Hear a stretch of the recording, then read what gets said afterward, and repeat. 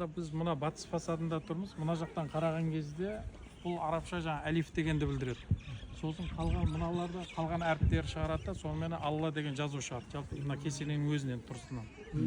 Сосын мынаны алып қараған кезде мына кесенеде эпиграфика бар, араб жазулары. Ол сыртында, ішінде сақталған бұйымдарда, жаңа тайқазанда, тағы басқа заттарда жазулар бар. Енді мына сыртындағы мына осы батыс фасадты айтатын болсақ, мына төменгі бөлік дейміз, ортаңғы бөлік, жоғарғы бөлік деп үш бөлікке бөліп қарастырамыз. Соның ішінде мына ортаңғы бөліктегі мына жазулардың бәрі кәдімгі құпия болып табылады. Яғни әрбір сауаты бар адам мұны оқи алмайды дегендей. Жоғарғы жазуларда былайша хат танитын кісілер оқуы мүмкін, оқи алуы мүмкін. Енді бұл жерде біз осы кітап Қожа Ахмет Яссауи кесенесіндегі жазуларды кітап етіп шығардық. Қожа Ахмет Яссауи кесенесі деген альбоммен шықты ол кәдімгі. Қазақша, орысша, ағылшын тілінде, үш тілде шықты. Енді біз осы Қожа Ахмет Яссауи кесенесіндегі жазулардың мәні бойынша жұмыс жасап жатырмыз. Сөйтсе, ол жерде де бұл жаңағы нәтиже босқа жазылмағандығы, бір себеппен жазылғандығын соны анықтап отырмыз. Мына қарасақ, мына төменгі бөлік дейміз. Төменгі бөлікте тек қана жұлдыз тәрізді өрнектер ғана бар. Жалпы бұл жұлдыздар былайша алып қараған кезде физикалық әлемнің ең шыңы жұлдыз дегеніміз. Сонда неге бұны жаңағы төменге салды деген сұрақ туындады ол зерттеу барысында. Неге ол жұлдыз деген ана күмбездің астында тұру керек қой, биік жақта ол биікке салыну керек қой. Сөйтсек, бұл жерде де бір сырлар бар екен. Одан кейін оны әзір жаңағы мына ортаңғы бөлікте қарасаңыздар бір X тәрізді кескін шығу керек. Әдемілеп қараған кезде X. Соның әрқайсысының ішінде жазу бар. Ол жазулар Аллаху Рабби Мұхаммед Нәбии деген сөз. Раббым Алла, пайғамбар Мұхаммед деген сөз. Мына оңтүстік мұнарадан солтүстікке дейін 100 шақты рет жазылған. Оны енді бұлайша кітаптарда айтылады. Егер бір жақсы сөзді, зікір сөзін мысалы тілмен 100 рет қайталасаң, жүрек бір рет мақұлдайды дейді. Жаратушы жалғыз Алла екендігі, одан кейін соңғы пайғамбар Мұхаммед екендігін енді осы жерден көруге болады. Және иманның өзінің бірнеше ашықтамалары бар, соның бәрін осы жерден көре аламыз. Біреуін айта кетейін. Мысалға, иманда 7 парыз бар дейміз, 40 парыз деген болады ғой, мұсылмандықта. Соның 7-еуі иманда дейміз. Соны қарасақ, мына терезелермен беріпті, 7 иманда. Мысалға, аманту биллахи, Аллаға иман келтірдім, уа мәләикәти, періштелеріне иман келтірдім, уа күтуби, кітаптарына иман келтірдім, уа русули, пайғамбарларына иман келтірдім, уа лияумил ахири, ахирет күніне иман келтірдім, уа бил қадари хайри уа шарри миналлахи таала, жақсылық жамандық тағдыр бір Алладан екендігіне сендім, уал бағасы бадалмат, өлгеннен кейін қайта тірілуге иман келтірдім деген мына 7 иман терезелермен беріп тұр. Содан тағы да қарайтын болсақ, мына адам баласында жаңағы тән мен жан дейміз ғой. Мысалға, тән азығы мына терезелердің ар жағында асхана бар. Тән азығы асханадағы ақ дастарханда, тән азығы. Ал енді жан азығы, мысалға, мына есіктен қарасақ, ары қарай кірсек, жаңағы бір жағында мешіт, бір жағында кітапхана, жан азығы. Енді осылай жаңағы көптеген сырлар енді шыға береді екен. Жоғарғы бөліктегі жазуларға қарасақ, бізді сол иманымыздың шыңдалуына сол себепші болады мына сөздер, мына аяттар. Қалаллаху табарака ва тағала, Алла тағала айтты дейді. Ва индаху мафатихул ғайби ла я'ламуха илля ху. Алланың құзырында ғайыптың кілттері бар дейді. Оны тек өзі біледі дейді. Ва я'ламу ма фил барри вал бахри. Ол Алла құрлықта не бар, теңізде не бар, оны да Алла біледі дейді. Мысалға біз әр кетсе өзіміздің жүрген жерімізді білуіміз мүмкін. Мысалға әшейін басқан жерлеріміз, көрген жерлеріміз дегендей. Теңізде де, құрлықта да бәрін біле алмаймыз ғой, адам пендеміз ғой бәрін. Соны бірақ Алла тағала ол құрлықта не бар, теңізде не бар, оның бәрін біледі дейді.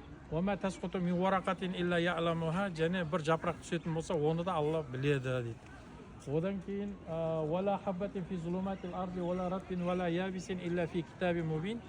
Егер дейді бір ұрық дейді дән жердің қараңғылығына түсетін болса, ол жас па, ол құрғап қалған ба, кеуіп қалған ба, ол да Алланың ашық кітабында тіркеуде тұр дейді. Қазақта сөз бар, судың да сұрауы бар дейді. Біздің енді бұл жерден енді қорыта айтатын мәселеміз, жаңа бұл аяттан шығатын мәселе, мына құмның түйіріне дейін, шаңның тозаңына дейін барлығы Алла тағаланың ашық кітабында тіркеуде тұр. Яғни айналамыздағы, табиғаттағы заттардың барлығы босқа жаратылмаған, егесі бар, оның жаңағы тіркеуде тұрған заттар олардың бәрі. Одан кейін бұл осылардың барлығын адам ойлаған кезде кәдімгі теңіз, жаңағы су, құрлық, ағаш, жапырақтар тағы басқа адамның иманы, Аллаға деген сенімі күшейеді. Сол кезде ол адам жаңа шынайы иманға, иманның ең жоғарғы дәрежесі болып табылады, соған қол жеткізеді. Енді бұл жерде тағы бір қызығы бар. Ана суағарды көріп тұрсыздар ғой, күмбездің астындағы. Соның астында сәл артқа жылсақ, сол жерде бір жазу бар, жаңа суағардың астында. Мына жерін сәл көрмей тұрмын. Сол суағардың астындағы жазуда қалан Нәби алейхиссалам пайғамбар айтты дейді. Ад-дүния жифатун талибуха килабун дейді. Дүние жемтіп, оны іздеген иттер дейді. Осы 3 рет жазылған ең биік жерде тұр. Енді бұл жердегі мәселе дүние дегеніміз кәдімгі сен жаңағы байлық жинама, сен жаңағы билікке келме деген сөз емес. Байлығыңды да тап, биліктің де шыңына көтеріл. Бұл жердегі нәрсе жүрегіңе кірмесін дейді. Яғни дүние қоңыз болма дейді. Тағы да бір несі өздеріңізге белгілі пендешілік дейміз ғой, пендешілікке салынба дейді. Мысалға қызғаншақтық, көре алмаушылық, тағы жалқаулық, анау бәрі жаңағы пендешілік қой. Сонда соған салынба деп бұл жерде бір ескерту бар. Яғни адам баласы мына жаңағы рухани әлемге қадам басқан кезде осы дүниенің шындықтарын бәрін тауып, ең Аллаға деген шынайы сенімін стандарт жаңағыдай сенім өлшемдеріне жеткізген кезде өзінің иман дәрежесін соның алдында тағы бір ескерту, дүниеге алданып қалуы мүмкін екен. Қанша оқыса да, дінді қанша білсе де, жаңа пендешілікке салынбайтын болсаң, ана күмбездің астында ақ жазулар бар ғой, ақ кірпішпен қаланып жазылған жазулар бар. Соның біріншісінде әл-инаяту лилла дейді. Егер сен жүрегін тазартатын болсаң, Алланың арнайы қамқорлығына алынасың дейді. Инаятына алынасың дейді. Ал одан кейін не болады деген кезде ең соңғы жазу әл-атау лилла. Алланың арнайы сыйы сізге беріледі. Оны біздің қазақта әулиелік дейді. Әулиелік дейді. Одан кейін мына дінде, шариғат жолында ләдүнни ілім дейді. Жаңағы ғайыптан берілетін Алла Тағаланың өзінің бір жаңағы адамға беретін сыйы бар ғой, ерекше. Сондай жаңағы уахби ілім дейді, жаңағы ләдүнни ілім деп, жаңағы Қыдыр атаның жаңағы оқиғасы барлығы соған жатады.